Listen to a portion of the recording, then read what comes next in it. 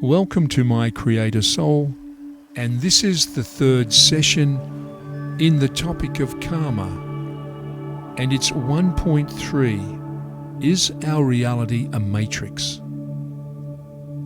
This session questions our reality and asks the question, is our life reality or a controlling matrix? When we get stuck by negative karmic influences, our reality becomes more than a matrix. It can turn into a prison. Our reality is the aggregation of all input coming into our minds, especially our thoughts. We use the term our reality because each person has a subjective reality that is theirs. My reality may not be yours, and vice versa. We make a mistake when we think that reality is the same for everyone, and it's not. René Descartes said, "We think, therefore we are." My thoughts make me who I am now. Thinking clearly makes me who I can become. We know the supposed story of the Roman hero returning home with the slave holding a laurel crown over his head while whispering in his ear, "Memento mori." The crown was to show his success, while the whisper was to remind him he is still mortal. We are how we think and what we think, how we behave and how we respond. But it can all be changed in an instant, for good or bad. So far in this topic on karma, the first two sessions looked at karmic influence, being what we make of it, that it's a neutral force until we materialize it as either a hero's crown or perpetual handcuffs. We learn that karma is one energy that we manipulate into good and bad by our thoughts, emotions and actions, by the vibration we hold and attract to us. That we can control bad karma and we can stop it affecting us. We learn that we can fuel good karma and keep it coming to us. And we can change it by changing our attitude and focus with understanding and acceptance. We also learn that karma is not a prison or a prison term, and that there's an easier road leading to the same destination. It's just our choice. We are not in a race with ourselves, and we win and not make our life a treadmill of repeated cycles. This session is the third and final session in this topic, and in it there's a secret about karmic influence I will share with you later. But now, let's look at our reality. Reality should be the state of things as they exist, as opposed to an idealistic or notional idea of them. The first guess is it real? Can we touch it? Can we feel it? Can we taste it? If we can, that could be real. But our dreams seem real when we can touch and taste and feel when we are in them. But they are just dreams. They are not real. While reality is the world as we see it, through our eyes and beliefs and experience, how do we know we are seeing it correctly? Every conscious perception we have is created within our brain and interpreted through our mind. And all of it is created vibrationally from what we bring in. Everything that enters our body is a vibration that sets off internal vibrations to interpret it. Interpreted by us from our beliefs and emotions, our past experiences, and our karmic influences.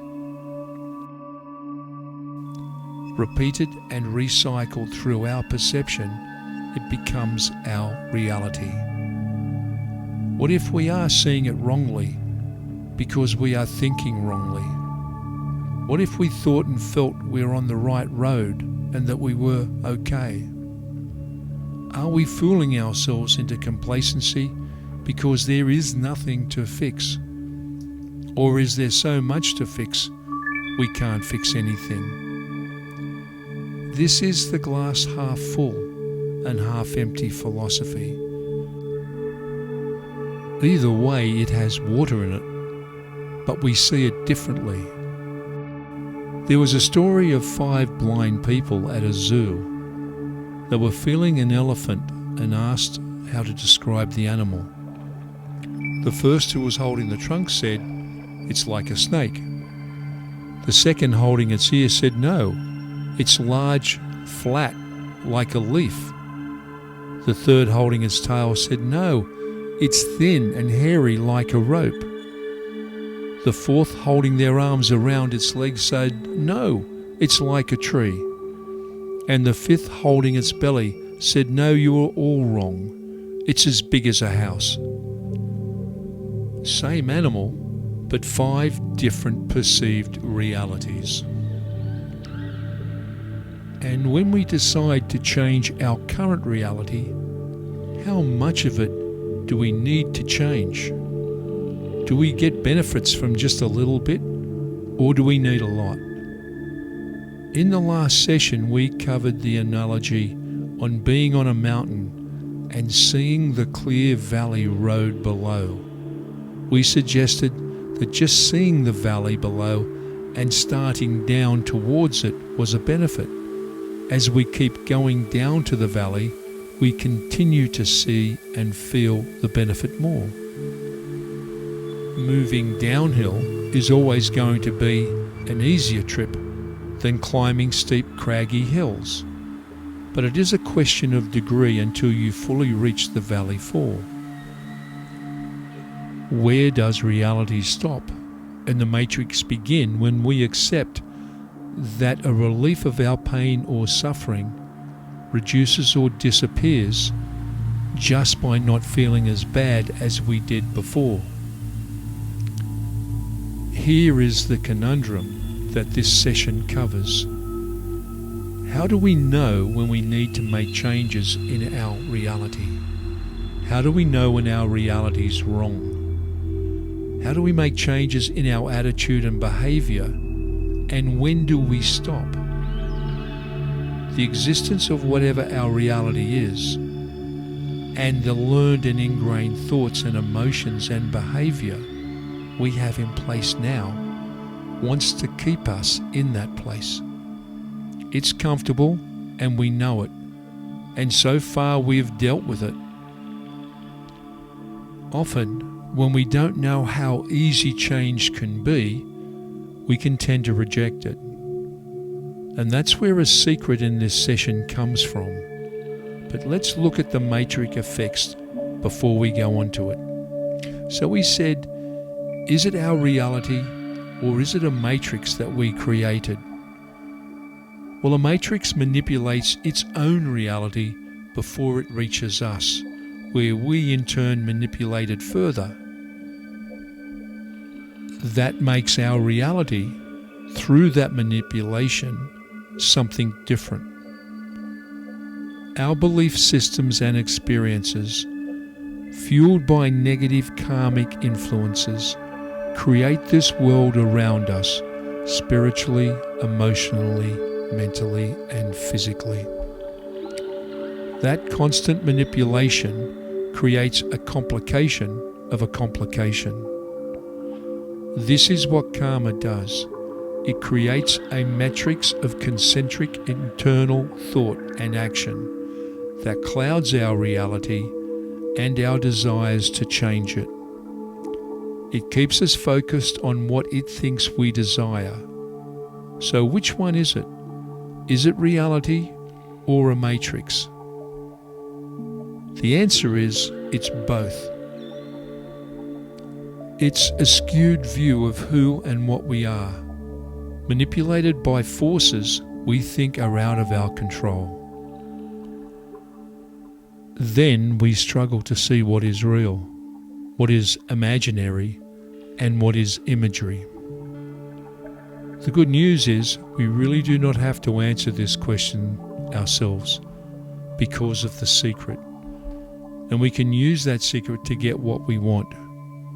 We can turn whatever our reality is right now into our advantage once we realize how to do it.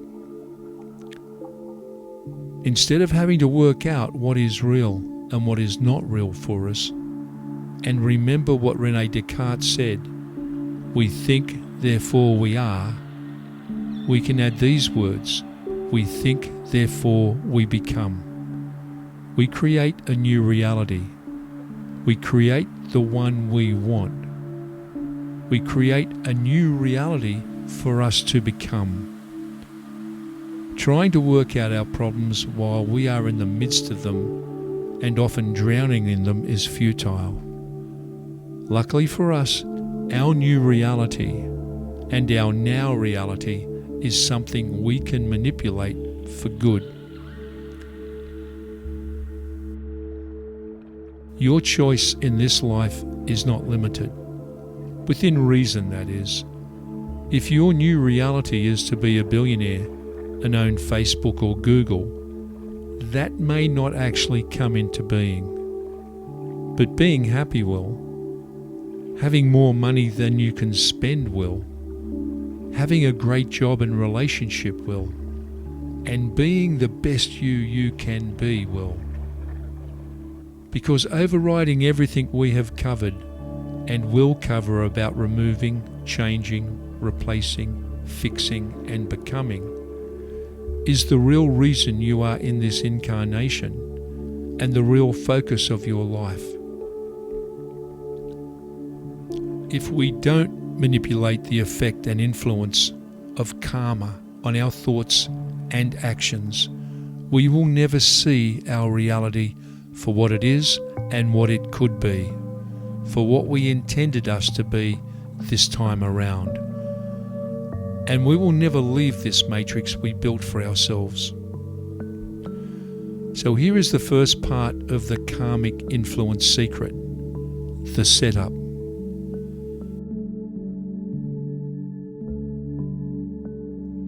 Several years ago, scientists did a study of people imagining they would do things they normally physically did, but in their minds. So they took basketballers and got them to practice as they would do physically, but only imagine it, to do it in their minds.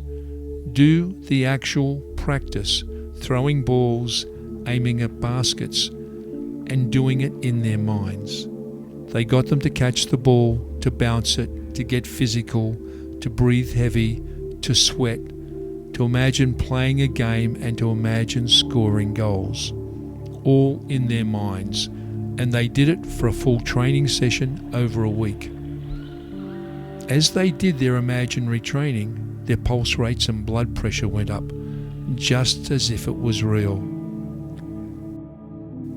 A second group of similar number was a control group who did nothing. No training, no real basketball, no imaginary basketball. Then a third group did the real physical practice each day for a week. Each of these players were at the same level. They then had these three groups do basket practice. The group that imagined they were training performed as well as those that did the actual physical training, scoring as many baskets as possible over a 20-minute session. Their brain treated it like it was real because it was real to them. And both groups, the real trainers and the imaginary trainers, outperformed the control group by a huge margin. The imaginary practice was not real, but the results were. And their minds did not see the difference because their brain thought it was real. They thought, therefore they were. They built their reality. They repeated appropriate visualization of success and perpetuated that success. Likewise, the repeated visualization of failure creates and perpetuates failure. Here is the second part of the karmic influence secret, manifesting it. We found a reality that we want to be ours, putting ourselves in our new future, seeing ourselves there like the imaginary basketball trainers. Once we create that reality, it will become our reality. We create a matrix that we can control and manipulate, of us as a positive focus on success and having succeeded. And we use universal karmic energy that is constantly around us to fuel it, in fact, turbocharge it. The moment we turn around our karma, we will see positive changes. As negative energy diminishes, positive energy flows in. Our new reality is fortified because we have a plan that our subconscious and superconscious minds can follow. When we give our inner self a map, a strategy that we follow, our internal processes will follow that. We get those aspects of ourselves that would normally work against us to work with us. We keep them busy, practicing basketball, as it were.